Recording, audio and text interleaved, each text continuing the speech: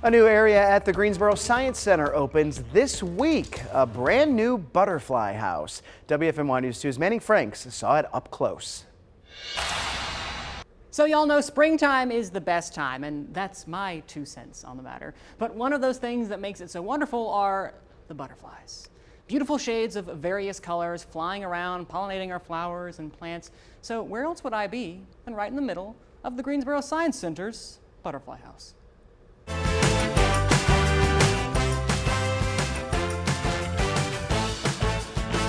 So you can see her wings through the chrysalis. Hey everyone, it's Manning Franks from WFMY News 2, and I am here at the Greensboro Science Center for What to See at the GSC, and I got a friend over here, Hannah. Thanks for joining us here today. Of course, it's nice to be here. Listen, I'm happy to be here because I get to, this is one of my favorite places actually in the entire Science Center. Where are we, Hannah? We are at the Cole Family Monarch Conservation Center and Butterfly House. So obviously this is not open the entire year. It's open and starts this week actually. Yeah.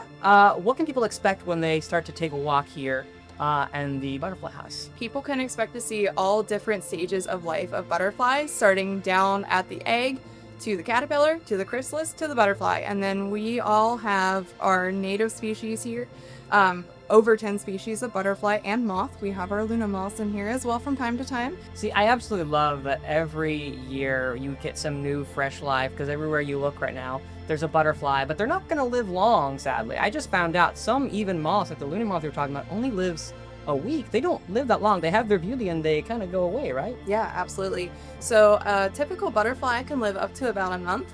And their entire life cycle takes from the egg to a butterfly takes about a month. And then they get to live as a beautiful butterfly for about a month. It's really interesting just getting to bring them out here for the public to see. I love bringing them out in nets so that the public can actually watch me release them from time to time. That's some of my favorite things. But getting to actually get them in their chrysalis chamber, which is a part of the exhibit that's actually not inside the main butterfly house, it's in the hallway.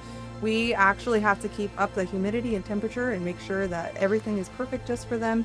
And then when it's ready, they'll come out and they'll emerge from their chrysalises or cocoons, and then we're able to bring them out here into the exhibit. I'm hot gluing cocoons of Luna moths to a dowel rod. So they will just hang up in the chrysalis chamber until it's ready for them to come out, and then we'll bring them out here.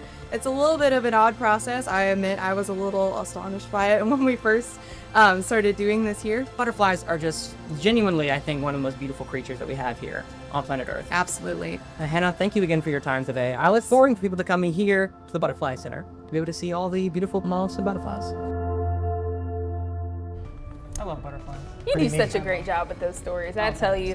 One thing I do like about butterflies, I will say, is the meaning behind them, like the message. I don't know if you guys have ever heard, they go into their cocoon and then they bloom. It's kind of a nice reflection of like your life and what you do. You know, you go into your cocoon and then you bloom into this evolving person. So that's how I always view butterflies. It's kind of amazing kind of witnessing them, because there were so many just kind of flying around, and they weren't even at the peak or the height of how many you would have at one point. Yeah. So it's just kind of amazing to think, like, even at this time they have so many, but they're going to have even more as the summer and spring and the summer progresses. One of the earliest science lessons I ever remember, this is probably like from kindergarten or second grade, but we had caterpillars in an aquarium in our little classroom, and the goal was they were going to turn into butterflies. And so it took weeks, right? It doesn't happen overnight. Right, but we learned every step of the process, going from the caterpillar to the cocoon, and then you go in every day to the classroom and see, oh, it's changing a little color, and then eventually, you know, you walked in one day and there was a butterfly, and we let them go outside, which is cool. Reminds me of my favorite book as a kid, Hungry, Hungry Caterpillar. Oh, I remember that too. Great See? one. Look at that. And you know, I don't care how old I get, how much research I do, but like the idea of a cocoon turning into a butterfly is wild to me. It's a whole other evolution of their entire life, you know? Caterpillar. It's crazy. Beautiful butterfly. Yeah, and then figuring out the color that they're going to be too. There's So many vibrant colors of butterflies, right? So much to see. That's right. At the GSC. Yes. He's good. He's good.